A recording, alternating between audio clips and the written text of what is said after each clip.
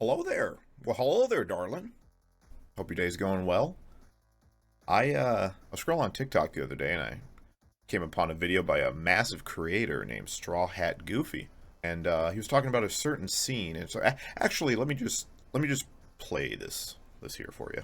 Alright, let's talk about this scene where Lucas gets a gun pulled on him by a white boy. And even though John Walker here never says the N-word, you can pick up on the undertones that the Duffer Brothers are laying down. What was so masterful about this scene is that putting Lucas over anybody else in this moment makes the stakes and the danger significantly higher. Lucas has the added danger of being a black boy in the 80s in Indiana, and that adds another layer that you cannot get with the other characters. And even though Jason never utters the N-word, you can just tell that there's just an extra layer here. This is a unique challenge for Lucas that anyone could have been in, but it wouldn't have been half as satisfying. I go to the comments in his video and I see a bunch of awful takes. I had kind of a feeling that this might happen with Jason. Hey, my pizza's the oven's on. Let me go put my pizza in. Hang on. Yeah, anyways, I had kind of felt the narrative around him was going to be shifted a certain direction. Turns out that I might, once again, have a hot take when it comes to media. Now, Straw Hat Goofy's video did dive into the racial side of things, which I, as a white, have been informed multiple times that I'm not allowed to speak on. So I'll leave that to the blacks out there, while I discuss the character that is Jason Carver as a whole. Now we meet Jason in the first episode of Season 4 of Stranger Things, leading his team onto the court and giving a speech. He starts off thanking the fans, then pauses, changing his tone and pointing out his girlfriend to announce that he loves her in front of the entire school. Goes back to the speech, he starts naming off the people who died in the previous season. He said that he used their deaths and the hardship the town had gone through to rally his team from a 10-point deficit the night before. Then he ends his speech by guaranteeing a victory at the championship game, then turns and begins celebrating with his team, high-fiving a few players, including Lucas, who was black. Now the next time we see Jason, it's in the lunchroom. Eddie Munson is going on a rant about how D&D isn't acceptable in the eyes of the world for some reason, but throwing a ball into a laundry basket is, and he begins shouting at the jocks. And Jason, who is sitting next to Lucas, who is black, stands up and confronts Eddie, asking if he wants something free, before Eddie makes a face and Jason calls him a prick before retreating back to his seat that's next to Lucas, who was black. Then Eddie continues his show by jumping off the table and yelling at random girls as they pass by. And this whole interaction between Eddie and Jason, I know the show wants me to believe Jason's the bad guy, but Jason was minding his business eating lunch. Eddie was the one who started it. We then skip to the championship game, where Jason is leading his team, scoring the first points of the game before he finds his girlfriend Chrissy and points at her. Once again, establishing how much he cares about her. When a player from the opposing team decides to hurt one of Hawkins' players, Jason, as a leader, is the first to get in the guy's face. We skip to the end of the game. Jason is begging for the ball, taking the lead again. Unfortunately for him, he misses his shot, but Lucas grabs the rebound and drills a two-pointer, giving the Tigers a win as the clock hits 0. Lucas is swarmed by the team, and Jason lifts Lucas, who is black, into the air and begins carrying him around the court. From the next few scenes, we can understand that then Lucas is invited to the party site that night. Also, we're going to take a pause here. The party site, the party place, whatever, it's at Benny's Burgers. Well, what used to be Benny's Burgers. Benny was done so dirty by season 1. He was my favorite character. He looked a lot like me. Big beard, fat guy, no hair. Benny, please bring Benny back. For the love of God, man. I need Benny, okay? Anyways, the party goes off without a hitch, except for Chrissy not showing up. And we cut to the next morning, where Lucas is bent over a toilet, throwing up. Who is it that checks on Lucas, who is black? It's Jason. He's standing out the doorway. He's telling him his first hangover is always the worst. But he'll get over it. You'll live, Jason says to Lucas, who is black. Jason actually seems to be in pretty high spirits as he grabs breakfast. But the news reports that a student was found dead, and he is immediately worried by this. The police arrive shortly after, and they begin questioning him. During the questioning, he realizes that Eddie Munson was involved with the murder of Chrissy. The next scene we see Jason is him storming out of the building, into the nearby woods, where he drops to his knees, having a mental breakdown. Chrissy, his girlfriend, was murdered by Eddie Munson, and now the police don't know where Munson is hiding. The police leave, and after he's dealt with his breakdown, Jason calls the team together, telling them about the cult that is D&D. Lucas interrupts to defend D&D, and he is questioned by one of the other teammates. And that's where Lucas blames it on his little sister. But Jason is the first to speak up. He tells Lucas that Erica, who's black, isn't going around killing people. But Eddie is, because Eddie is lost inside the game. Eddie thinks Chrissy was part of that game. So he killed her, and he's going to kill again.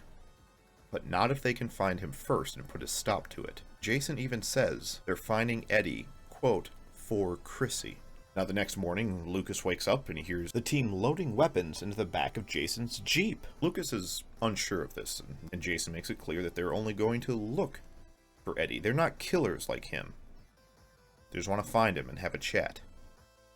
Lucas isn't convinced, so Jason lets him know that he doesn't have to go with. He didn't know Chrissy, and if he refuses to go, Lucas, who is black, you will still be one of us. But Lucas joins anyways, and Jason excitedly announces, let's go capture a freak. The first stop is to the garage band. When Gareth doesn't give them any information, Jason sucker punches him, threatening to crush his hand if he doesn't give them something. Now this is extreme, and it's out of line, mostly. Well, if the woman that I loved was murdered, and there was a man withholding information that could lead me to the man that killed the woman I loved, the man who was withholding information would get a lot worse than a sucker punch and a threat.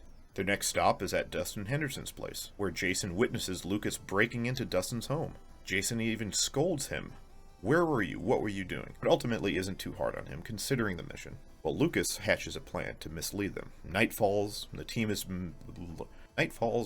approaching Hopper's old cabin. They break in and they begin trashing the place, searching desperately for the murderer. But it's all a setup, as Lucas led them down a dead end. Episode 4 finds Jason at the St. Clair house. He confronts Erica about Lucas.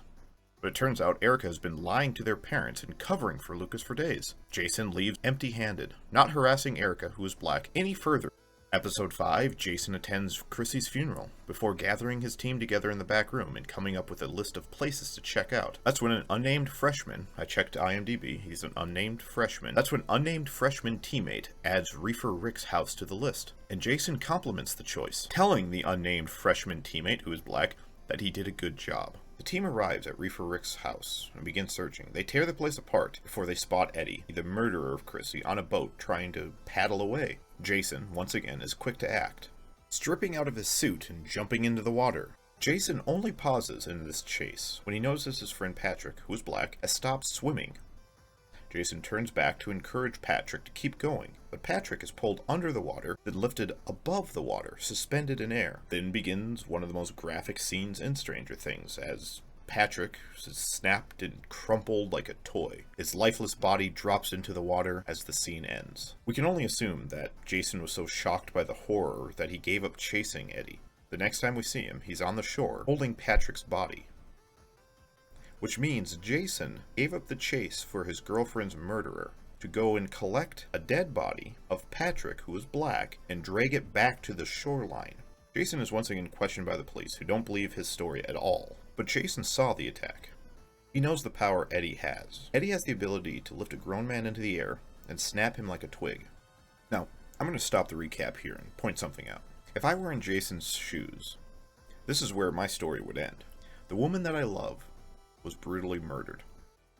While chasing the murderer, I see one of my best friends lifted 30 feet in the air and crushed like a toy. I'd give up. That's the end. I am just a man. I lack the skills to fight this evil. But I'm no hero. Jason is. And like a true hero, Jason is only phased for a moment. You see, courage isn't not being afraid. Courage is doing what's right, in despite of your fear. Next comes one of the best scenes in the show. The police call a meeting, gathering everyone from town and letting them know the news. Eddie has killed 3 people, and he's still at large. Guess who storms the event? Jason, unrelenting. He shouts down the useless police, then grabs the mic and gives an impassioned speech. Quoting the Actually, let me just play it here for you. Last night I saw things I can't explain. The police don't want to believe, and things that I don't want to believe myself, but I know what I saw. These murders are ritualistic sacrifices. We've all heard about how satanic cults are spreading to our country like some disease. Some people, they say our town is cursed, they just don't know why. Now we know. Last night I became overcome with this feeling of hopelessness. Then I remembered Romans 12:21. Do not be overcome by evil, but overcome evil with good. And God knows there's good in this town. So much good. It's in this room, right here, right now. Let us cast out this evil and save Hawkins together. That speech is the speech of a hero, of a man called to something greater. He's in over his head, but he doesn't shy, he doesn't run. He charges forward into the darkness, with little more than the word of God as his aid. Well, not fully, because the next time we see him, he's at a gun store or buying something that will actually take down Eddie. Now, when it comes to this gun store scene, the whole thing's trash. I get the feeling that the writer realized that Jason hadn't been set up as a villain enough at this point, and so they quickly rushed some things. I hate everything about this. First of all, Jason flags Nancy with the handgun he eventually buys, a Colt Python. It's a nice pistol for sure, but I mean, for his first gun, you're gonna buy something of that caliber. Again, revolvers don't fail often, and it's a good idea to keep something real. Let's not get into the whole gun nut thing, all right? Let's tap the brakes there, all right, Josh. He also gives Nancy some terrible advice about shotguns. Now, you could just write this off as an 18-year-old, not really knowing much about guns, but it annoyed me.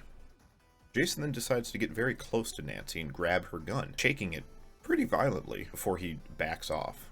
We don't see the scene where he backs off, but, I mean, Nancy runs out and Jason isn't harassing her, so I assume at some point he just decided to leave her alone. Later that night, Jason is practicing with his new gun, and he receives a tip that something is going down at the Creel house. Jason takes his best friend to go and investigate. They spot Erica outside shining a flashlight, and he sends his pal after her. Then Jason, by himself, decides to enter the Creel house. And this is where that fateful scene begins. Jason enters the room to find Max in a trance. He doesn't have his gun out. In fact, he's really no threat to Lucas at this point. His first question is actually about Max. He drops to his knee beside her and tries to wake her. He doesn't even pay any mind to Lucas, up until Lucas decides to charge at him. At this point, Jason stands and pulls his gun out, demanding that Max is woken up. But Lucas refuses, saying that they would all die if he wakes Max up. Jason makes it clear, no one is going to die except for Lucas if he doesn't save Max. Jason is willing to murder a boy. I probably shouldn't use that. A young man. Jason is ready to murder Lucas if he doesn't wake up Max. He is committed to killing another man to save Max. Lucas does his best to reason with Jason. By that I mean he calls Chrissy a dopehead, and he calls her murderer a good person, and then he calls Jason a psychopath. Not exactly the best way to reason with a man who's seen what Jason's seen, but, you know, whatever. And at that, Jason demands Max be brought back. He gives him 5 seconds and begins counting down. But Lucas throws himself at Jason, causing the gun to be knocked away and a fist fight to take place.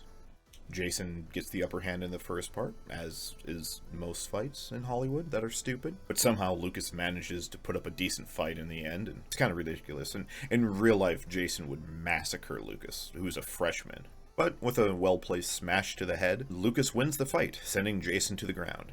Then Max dies.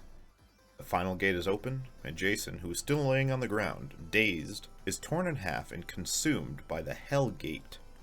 I don't know what it's called. I'll call it the Hell Gate. Eat me. And that's it. That's how he dies. Jason goes out with a gut-wrenching scream as he's melted away by the worst evil our world has ever faced. That was a recap of every scene with Jason Carver in it. From that, we can do a little summarization. Jason is a loving boyfriend. He is rich. He is entitled, he is confident. But he's a leader. He encourages his guys. He's welcoming of newcomers. He was the first one to check on Lucas while Lucas was throwing up. Jason was not the type to back down. Not from Eddie's harassment, nor after watching Eddie tear Patrick, who was black, apart. Jason Carver was a hero. For Chrissy, he charged into the Creel house alone. He tried to save Max. He tried to save the town. He did not kill Lucas or even threaten him until Lucas charged him. And he died thinking he had lost. He never learned the truth of what happened to Chrissy. He never learned the truth that Eddie was innocent. He died a horrific death with no resolution. And I bet they will do little more than mention him in Season 5. As for Straw Hat Goofy, he's probably right. Jason is a racist evil villain. I mean, he did hold a gun on Lucas, who was black, after all.